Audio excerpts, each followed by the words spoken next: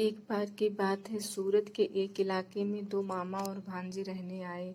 दोनों ने मिलकर फ्लैट किराए पर लिया। दोनों एक साथ रहने लगे और दोनों घर डिजाइन करने का काम करते थे।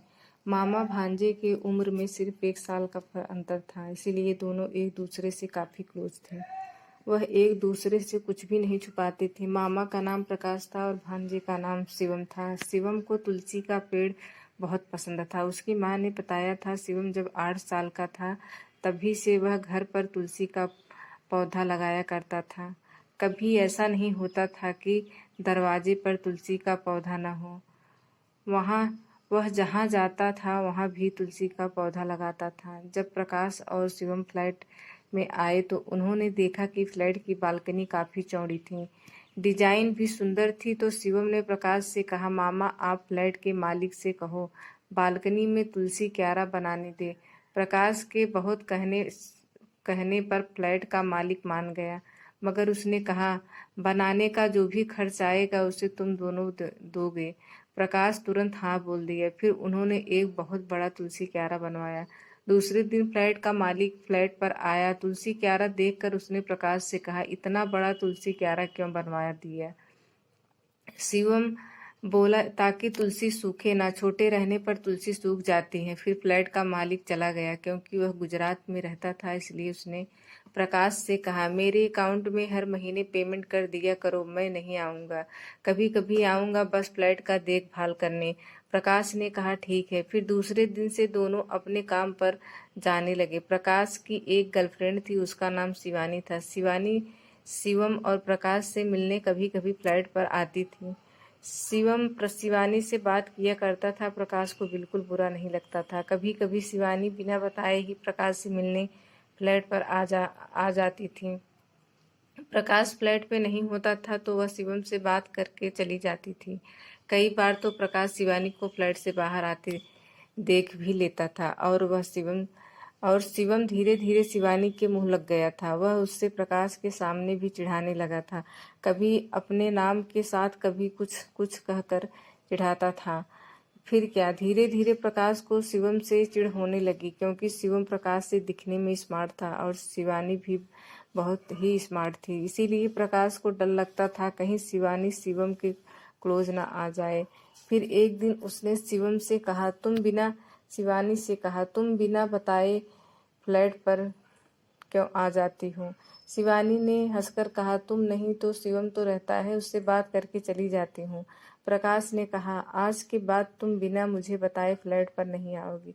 शिवानी ने कहा, ठीक है बाबा, नहीं आऊंगी। मैं तो सिर्फ तुम्हें चिढ़ा रही थी। मगर एक दिन शिवानी को अचानक उसके गांव जाना पड़ा, तो वह बिना बताए प्रकाश से मिलने फ्लैट पर पहुंच गई। वहां पर प्रकाश नहीं था। शिवानी ने शिवम से कहा, प्रकाश का फोन नहीं लग रहा है, मैं गांव जा रही हूँ, तुम बता देना। यह कहकर शिवानी फ्लैट से बाहर निकल गई।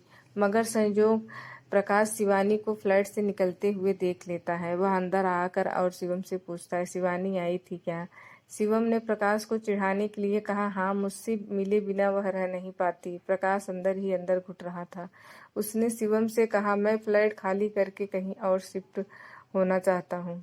शिवम ने कहा, ठीक है, कहीं और शिफ्ट हो लेते हैं। प्रकाश ने कहा, ठीक है ठीक है। प्रकाश के मन में कुछ तो योजना चल रही थी। उसने शिवम से कहा, तुम फ्लैट के मालिक को चाबी देकर आ जाओ। शिवम ने फ्लैट के मालिक को चाबी देकर कहा, हम लोग रूम खाली कर दिए हैं। फ्लैट के मालिक ने कहा, बिना बताए क्या क्या बात है? शिवम ने कहा, मामा ने कहीं और रूम देखा है, हम वहां शिफ्ट होने, यहाँ से आने जाने में बहुत टाइम लग जाता है। फ्लैट के मालिक ने कहा, ठीक है। शिवम बहुत गरीब घर से था। उसके पिता नहीं थे, उसे एक बहन थी और विधवा माँ। उसकी माँ उसके मामा पर बहुत भरोसा करती थी, क्योंकि उसकी माँ प्रकाश को बचपन से अपने घर पर ही पाला पोसा था। प्रकाश ने फ्लैट की दूसरी चाबी बनवा कर रख ली थी। प्रकाश किचन में चाय बना रहा था, तभी वहां शिवम आ गया। शिवम उसे शिवानी के नाम से चिढ़ाने लगा। प्रकाश गुस्से से उसके सर पर वार कर दिया, जिससे वह गिर गया और मर गया। प्रकाश ने शिवम को तुलसी क्यारा में दफना दिया और वह शिवानी को बिना बताए घर नए घर में लेकर शिफ्ट हो गए। एक दिन उसी फ्लैट में एक हस्बैंड और वाइफ रहने के लिए आए। इतना बड़ा तुलसी क्यारा देखकर उसने फ्लैट के मालिक से पूछा, आपने इतना बड़ा तुलसी क्यारा क्यों बनवा दिया? दिखने में बहुत अजीब लगता है। तो फ्लैट के मालिक ने उसे प्रकाश और शिवम की सारी कहानी बताई।